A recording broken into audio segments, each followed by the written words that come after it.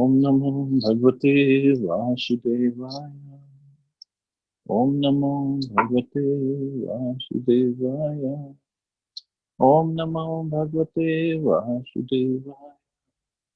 Narayanam Namaskritya Naram Chaiva Narottamam Devim Saraswatim Vyasam Tato Jayanti Nashtaprayeshu Bhadreshu Nityam Bhagavati Sevaya Bhagavati Uttam Shloke Bhaktir Bhavati Naishti. So we're continuing with the discussion on Srimad Bhagavatam, Canto 3, Chapter 2, Remembrance of Lord Krishna, text number 13 onwards. Yad dharma shunor bhat rajasuye niriksha drik swastyanam trilokaha kasnen chadyeha gatam vidhatur arva krisritam kushlam iti amanyata. All the demigods from the upper, lower and middle universal planetary systems assembled at the altar of the Rajya sacrifice performed by Maharaj Yudhishthira.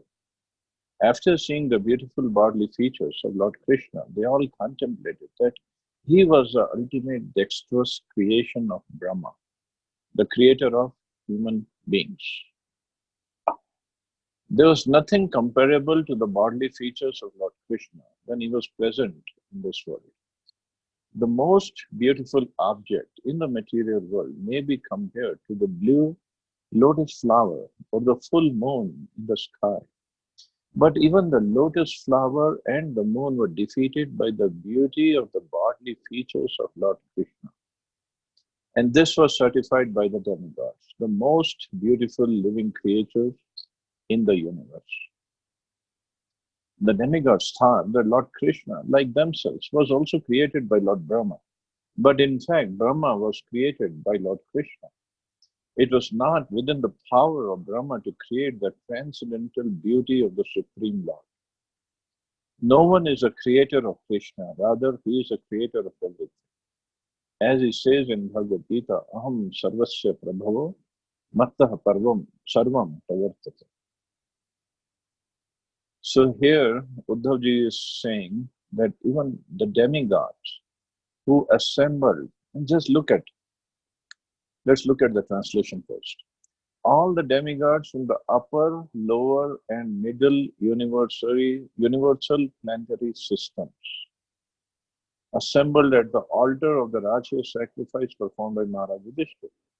So just imagine, first of all, the potency or the purity or the position of Maharaj Yudhishthira, that even all the demigods assembled there when he performed his Rajya sacrifice. Why?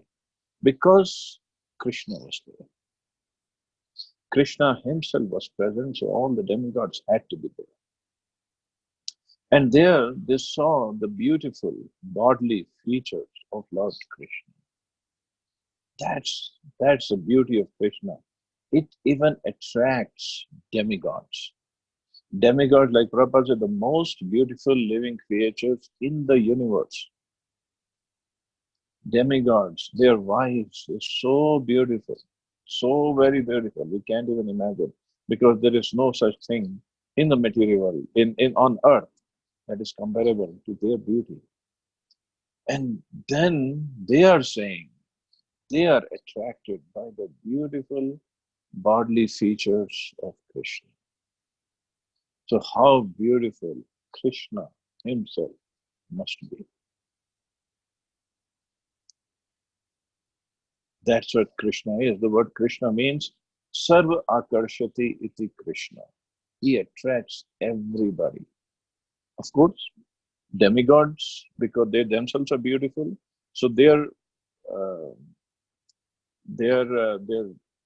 what do you say, the barometer or measuring stick is how beautiful a person is. If somebody is strong, he gets attracted by the strength. If somebody is intelligent, he gets attracted by the intelligence of others. So demigods, since they're so beautiful, they get attracted by the beauty of Krishna. That's how beautiful Krishna is. There are so many verses in Bhagavatam and given by in Goswami literatures I'll try to find out some of the verses which describe the beauty of Krishna, describes every single bodily feature, every single uh, single feature or the limb of Krishna, and they describe so beautifully that basically the idea is it should captivate our mind so much that we forget about the liquid beauty that we see in the material world. It's all liquid beauty, it's all temporary. And of course, here in the material world, the beauty is which in the beauty is in the eye of the beholder. So for an elephant, of course, his his she elephant is most beautiful. He would say, "Oh, she has the best, softest skin." Of course, from our perspective, it's very hard skin. But for the male elephant, that's a beauty. For the pig, his kids or his wife, that is the most beautiful thing for him. For human beings, of course, for men, Miss Universe or Miss World, that must be beautiful. But for some people, even that might not be beautiful. They would say, "My girlfriend is most beautiful," or whatever. But Krishna, he is universally accepted as the most beautiful person. That is the beauty of Krishna. In fact, many years ago, Jitamitra Prabhu in a class, he was just speaking, and of course he gives very serious lectures, but one day he was in a different mood. And he said, once there was this Sheru Shari was going on in a mohalla, and some Muslims they had gathered around and they were doing Shari like they do, which is just time pass, good poetry. So, so the condition of speaking over there, being a speaker, was that you have to end your share or your Shayari with इस्लाम पे जो काहिल ना हुआ वो काफिर है. Islam means the religion Islam पे जो काहिल means one who does not appreciate. इस्लाम पे जो काहिल ना हुआ वो काफिर है. काफिर मतलब atheist, or kafir could also mean something really against religion. And then there was a devotee passing by. Devotees are simply, they're liked by everybody because they're not against anybody. They just mind their own business. They preach. They're nice to everybody. So these Muslims, they said, Panditji, why don't you come on the stage and tell us some share? But our condition remains the same. You have to say in the end, Islam pe jo kafir kahil na hua, wo kafir hai. Now devotee being devotee, he accepted it. He said, Krishna will protect me, Krishna will help me. So he started his share. You see this picture right behind me today. He said, Lam si zulfe mere ghanshyam ki. Lam means the zulfe, you know, the hair, long hair, not short hair, long hair. And our Ghanshyam, Krishna, his hair are curly, they are long, and like you see in the painting behind me, they are always messed up. That adds to the beauty of Krishna. It's not perfectly combed and oiled hair. He doesn't keep them like that. So that is called Lam. So the devotee said, Lam si zulfe mere ghanshyam ki. Mere ghanshyam. Ghanshyam means whose bodily color is just like of rainy clouds. Then he said, Lam si zulfe mere ghanshyam ki. Is Lam pe jo kahil na hua, wo kafir. Islam, that Lam. So that is the beauty of Krishna. Of course, those who understand little Urdu, they would really appreciate that. But this is the beauty of Krishna. Everybody is attracted. Even Cupid, he saw the beauty of Krishna and he could not release the arrows that he releases often to bewilder, to captivate people. But when he looked at the beauty of Krishna, he could not release his arrows. He himself was captivated. What to speak of Cupid? Krishna himself in Dwarka, he was in his palace, one of his palaces, and the palace, the columns of the palace, they were made of solid diamonds and rubies and the emeralds and beautiful precious stones. They were not made of concrete and steel that we use these days. So Krishna was passing by, and then there was a big diamond in the column. And he was passing by. He saw his own reflection in the diamond, and he just stood silently. He kept looking at his own image in the diamond, and he got captivated looking at his own beauty. So how beautiful I am. Of course, we might think, oh, that's very egotistic. He's just talking about himself. But with Krishna, he is absolute. Whatever he does is absolute. Whatever he does is perfect. So if he gets attracted to his own beauty, there's nothing wrong with it. We get attracted to our temporary liquid beauty. That is crazy.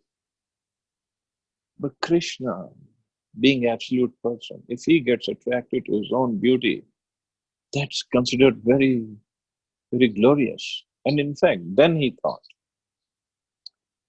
I'm so beautiful. So what is it that Srimati Radharani sees in me? What kind of pleasure she gets by seeing my beauty? Because one person's beauty from his own eyes is one thing, but it multiplies millions of times if his beloved is seeing him at if his beloved is seeing his beauty, and then the pleasure that the beloved feels, that's undescribable. And when Shrimati Radharani, who's the most beautiful person in the whole creation, in the whole spiritual material world, when she sees Krishna, Shyam Sundar Krishna, and she gets the feeling of pleasure seeing Krishna's beauty, that's like unlimited times more powerful than anybody in the material world seeing the beauty of his beloved. So, so we can only just imagine how beautiful Krishna is and how attractive he is, and that even all the demigods, they got attracted looking at his beauty. Text 14. Yasya muraga plutaha shirasha leelavaloka pratilabdha manaha vrajastriyo drigbhir anu privritta dhiyo avatsa to kill kritya shesha. The damsels of Raj, after pastimes of laughter, humor, and exchanges of glances, were anguished when Krishna left them. They used to follow him with their eyes, and thus they sat down with stunned intelligence and could not finish their household duties. In his boyhood at Vrindavan, Lord Krishna was notorious as a teasing friend in transcendental love to all the girls his age. His love for them was so intense that there is no comparison to that ecstasy. And the damsels of Raj were so much attached to him that their affection excelled that of the great demigods like Brahma and Shiva. Lord Krishna finally admitted his defeat before the transcendental affection of the gopis and declared that he was unable to repay them for their unalloyed affection. Although the gopis were seemingly anguished by the Lord's teasing behavior, when Krishna would leave them, they could not tolerate the separation and used to follow him with their eyes and minds. They were so stunned by the situation that they could not finish their household duties. No one could excel him, even in the dealing of love exchange between boys and girls. It said in the revealed scriptures that Lord Krishna personally never goes beyond the boundary of Vrindavan. He remains there eternally because of the transcendental love of the inhabitants. Thus, even though he is not visible at present, he is not away from Vrindavan, even for a moment. So here Uddhavji is describing to a certain extent the relationship of Krishna with the gopis. And what would gopis do? Although the gopis were seemingly anguished by the Lord's teasing behavior, when Krishna would leave them, they could not tolerate the separation and used to follow him with their eyes and minds. They were so stunned by the situation that they could not finish their household duties. This was the love of gopis for Krishna. That's why even Chaitanya Mahaprabhu glorified the love of gopis for Krishna. He said, that is a topmost love of anybody for Krishna. Nobody can surpass that. Nobody can excel that. And among all the gopis, of course there are trillions and trillions of gopis, among all the gopis, 1008 gopis are considered most prominent. Out of 1808 are considered more special. Out of 108, 8 are considered very, very special. Out of those 8, 2 are considered the most intimate. And those 2 are Srimati Radharani and Chandravali. And out of these 2, 1, Srimati Radharani, is considered the most intimate, the most exalted lover of Krishna. And the love of all the gopis was so that Krishna himself said that I cannot repay you for whatever love that you have given.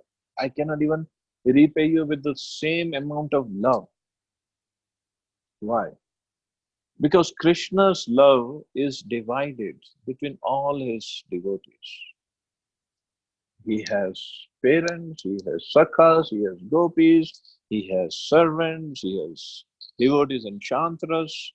So his love is divided. But gopis' love for Krishna, not at all divided. It's just for Krishna. That's it. And out of all the gopis, especially Srimati Radharani,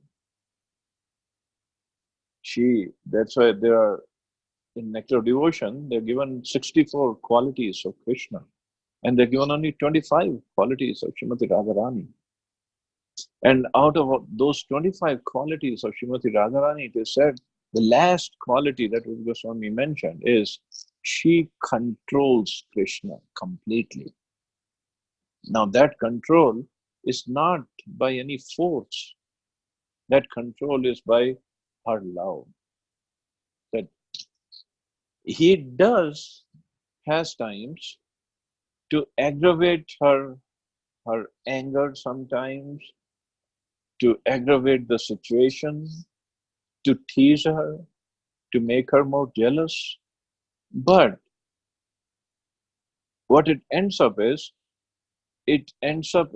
her loving him much more than before.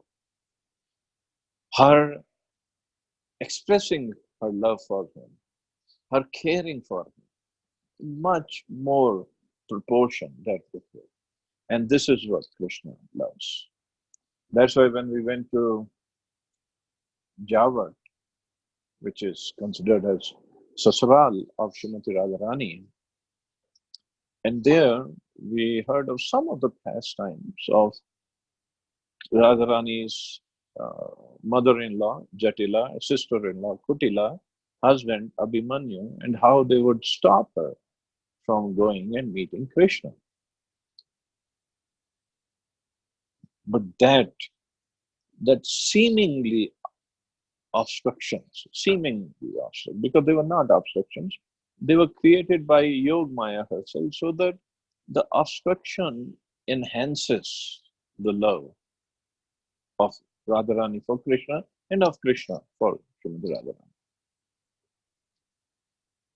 So their love is so great that Krishna himself said, even in a whole day or whole life of Brahma, I won't be able to repay you back. Na parai ham. The shloka comes in the 10th canto. And he said, so what will be the reward of your love, of your feelings for me, is the pleasure that you receive from your love. That is the only your reward. Otherwise, there is nothing else I can do for you. These gopis, they had given up everything for Krishna, especially when he played on the flute in the middle of the night, standing at the banks of Yamuna, and all these gopis ran from their houses. Some of the gopis were milking the cows. They just left the cows. Some of the gopis were cooking.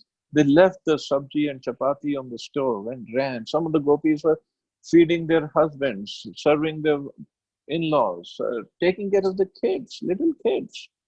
Some gopis were getting dressed. They forgot their dress. They put on blouse at the lower part and the lower clothes on the upper part of the body. They ran. Some gopis were putting on makeup. And they put like lipstick on the forehead and the kajal on the lips and messed up because they forgot everything when they heard the flute, the song of the flute of Krishna. And that sound of the flute for them, and of course, Krishna was also playing like that every gopi heard her own name from that sound of the flute that Krishna was playing, and that she heard that Krishna is calling me, and they all ran to meet Krishna. And of course, we'll see in Gopi Gita and 10th canto that how Krishna called them and then he disappeared from the middle of them. Of course, different reasons acharyas have given that we'll study later. But this is the love of gopis for Krishna. That's why every acharya, even Chaitanya Mahaprabhu, Narad Muni, everybody has said this is the highest love that the gopis have for you. That is the highest. There's nothing higher than this. Even love of Yashoda Maya is not considered as high as the love of gopis. So this is what Uddhavji is trying to describe to Vidurji. Of course, they both are not in that stage to understand it completely, because one has to be in Madhurya Ras to understand the mood of gopis for Krishna, but at least they understood to a certain extent. They are describing. So anyway, I'll stop here. See you all. You all have a wonderful day. Hare Krishna. Jai Srila Prabhupada.